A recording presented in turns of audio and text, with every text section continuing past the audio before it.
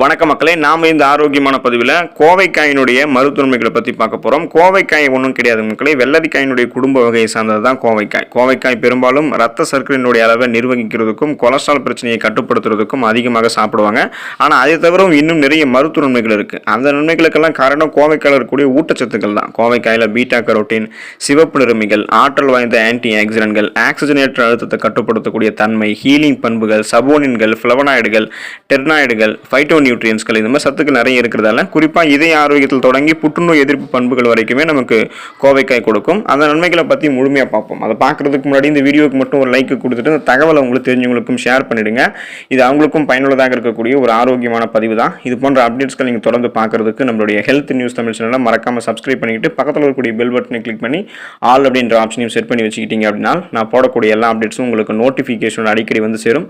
சரி வாங்க மக்களே, இப்போ வீடியோக்குள்ளே போயிடலாம். ரத்த சர்க்கரையினுடைய அளவை கட்டுப்படுத்தக்கூடியதாக கோவைக்காய் இருக்கும்.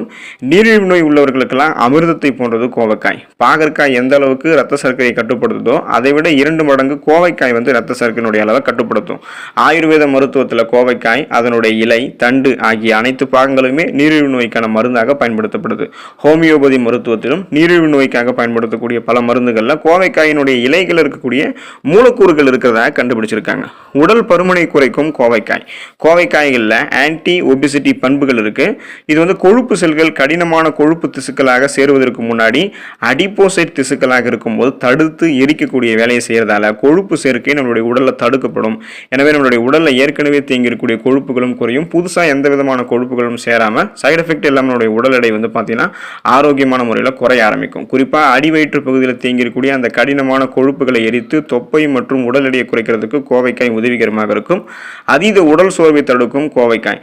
சிலருக்கு லேசாக ஏதாவது வேலை செய்தாலும் அதிகமாக உடல் சோர்வு அடைந்துடும். சிலரெல்லாம் எப்போதுமே அதிக சோர்வாகவே இருப்பாங்க. அதுக்கெல்லாம் முக்கிய காரணமே இரும்பு சத்து பற்றாக்குறை அவங்களுக்கு இருக்கும். இரும்பு சத்து நிறைந்திருக்கக்கூடிய உணவுகளை அதிகமாக எடுத்துக்கொள்ளும் போது நமக்கு அனீமியா என்று சொல்லக்கூடிய அந்த ரத்த சோகை போன்ற பிரச்சனை எல்லாம் ஏற்படாது. இதன் மூலமா நம்ம உடல் சோர்வாக எப்பவுமே இருக்காது, ரெஃப்ரெஷ்மெண்டா புத்துணர்ச்சியாக இருக்கலாம். அப்ப ரத்த சோகை, உடல் சோர்வாக இருக்கக்கூடியது உள்ளிட்ட பலவிதமான பிரச்சனைகள் ஏற்படுவதற்கு இரும்பு சத்து குறைவாக இருக்கிறதா காரணமாகிறதால இரும்பு சத்து நிறைந்திருக்கக்கூடிய இந்த கோவைக்காய் நம்ம எடுத்துக்கொள்ளும் போது இந்த ப்ராப்ளத்தை கியூர் பண்ணிக்கலாம். இது மட்டும் கிடையாது, இரும்பு சத்து இல்லாமல் போறதால இன்னும் என்னென்ன பிரச்சனைகள் ஏற்படுத்தோ அது எல்லாத்தையுமே நம்ம நிவர்த்தி பண்ணிக்கலாம் கோவைக்காய் சாப்பிடும்போது. நரம்பு மண்டல ஆரோக்கியத்தை மேம்படுத்தும் கோவைக்காய். கோவைக்காயில நீரில் கரையக்கூடிய விட்டமின்களான பி விட்டமின்கள் அதிகமாக இருக்கு. இந்த பி விட்டமின்கள் நரம்பு மண்டலத்தை பலப்படுத்துது, நரம்பு செல்களை பலப்படுத்தி ஆக்சிஜனேற்ற அழுத்தத்தை குறைத்து ஒட்டுமொத்த நரம்பு மண்டலத்தையுமே பலப்படுத்தும். எந்த விதமான நரம்பு தளர்ச்சி போன்ற நரம்பு சார்ந்த பிரச்சனைகளுமே இல்லாம நரம்புகள் ரொம்ப ஸ்ட்ராங்காக இருக்கிறதுக்கு வலிமை பெறுவதற்கெல்லாம் நாம கோவைக்காய் எடுத்துக்கலாம். அலர்ச்சி எதிர்ப்பு பண்புகள் கொண்டது கோவைக்காய். கோவைக்காயில சபோனின்கள், அல்கலாய்டுகள், ஸ்டிராய்டுகள், ஃப்ளவனாய்டுகள், கிளைகோசைடுகள் ஆகிய செறிவான அளவில் இந்த ஊட்டச்சத்துக்கள் எல்லாமே இருக்கு. இது அனைத்துமே ஆன்டி இன்ஃப்ளமேட்டரி ப்ராப்பர்ட்டியை நமக்கு கொடுக்குது, அதாவது அலர்ச்சி எதிர்ப்பு தன்மையை கொடுக்குது. இந்த அலர்ச்சி எதிர்ப்பு பண்பு நமக்கு எதுக்கு வேணும்னு கேட்டீங்கன்னா அப்பதான் நமக்கு இருக்கக்கூடிய நாள்பட்ட நோய்களை நம்ம எதிர்த்து போராடுவோம். புதுசா எந்த நோயுமே அட்டாக் ஆகாம நம்ம நலமோடு இருக்கலாம். நமக்கு இருக்கக்கூடிய பிபி, சுகர், மூட்டு வலி, முடக்குவாதம், புற்றுநோய் எதிர்ப்பு தன்மை இது எல்லாத்தையுமே நம்ம பெறுவதற்கெல்லாம் கண்டிப்பா நம்ம பார்த்தீங்கன்னா இந்த ப்ராப்ளத்தை எதிர்க்கக்கூடிய தன்மை பெறுவதற்கு அலர்ச்சி எதிர்ப்பு பண்பு வேணும். அதுக்கு நம்ம கோவைக்காய் எடுத்துக்கலாம். ஸோ உடலில் ஏற்படக்கூடிய ஒவ்வாமை பிரச்சனை எல்லாத்தையுமே கோவைக்காய் நமக்கு தடுக்கும். புற்றுநோய் எதிர்ப்பு பண்புகள் கொண்டது கோவைக்காய். கோவைக்காயில் இருக்கக்கூடிய அதிக அளவிலான பீட்டா கரோட்டின்கள் ஆக்சிஜனேற்ற பண்புகள் ஆகியவற்றை கொண்டிருக்கிறதால புற்றுநோய் எதிர்ப்பு பண்புகளை கொடுக்கும். இப்போ இந்த கோவைக்காய் புற்றுநோய் எதிர்ப்பு பண்புகள் கொண்டிருக்கு. உயிரணுக்களினுடைய அதீத வளர்ச்சியை கட்டுப்படுத்தி புற்றுநோய் செல்கள் வளர்வதை முன்னாடி தடுக்கும். ஃப்ரீ ரேடிக்கல்ஸ் என்று சொல்லக்கூடிய தீங்கு விளைவிக்கக்கூடிய புற்றுநோய் செல் பரவல் நமக்கு ஏற்படாமல் முன்னாடி தடுக்கக்கூடிய ஆற்றல்லாம் கோவைக்காய்க்கு இருக்கு.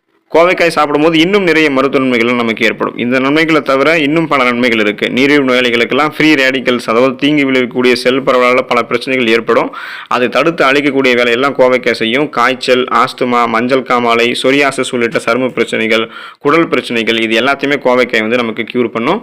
கோவைக்காய் சாப்பிடும்போது ஏற்படக்கூடிய சில பக்க விளைவுகளும் இருக்கு. ஸோ சைடு எஃபெக்டும் நமக்கு ஏற்படும். எந்த ஒரு உணவுப் பொருளாக இருந்தாலும் அதை அளவுக்கு அதிகமாக எடுத்துக்கொள்ளும் போதோ அல்லது சாப்பிடக்கூடாத நபர்கள் எடுத்துக்கொள்ளும் போதோ அது அவங்களுக்கு பக்க விளைவுகள் தான் ஏற்படும். ஏற்படுத்தும். கோவைக்காயில் நிறைய ஆரோக்கிய நன்மைகள் இருந்தாலும் சில சமயங்களில் அது ஒரு சில பக்க விளைவுகளை ஏற்படுத்தும்.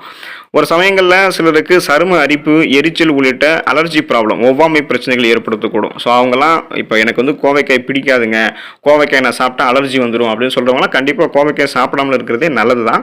சிலருக்கு கோவைக்காய் இரவு நேரத்தில் வந்து எடுத்துக்கிட்டாங்க அப்படின்னா வயிற்று வலி, கடுமையான வயிற்று வலி, செரிமானம் சார்ந்த பிரச்சனைகளை ஏற்படுத்தலாம். ஸோ அந்த மாதிரி இருக்கிறவங்களாம் கோவைக்காய் எடுத்துக்க தேவையில்லை.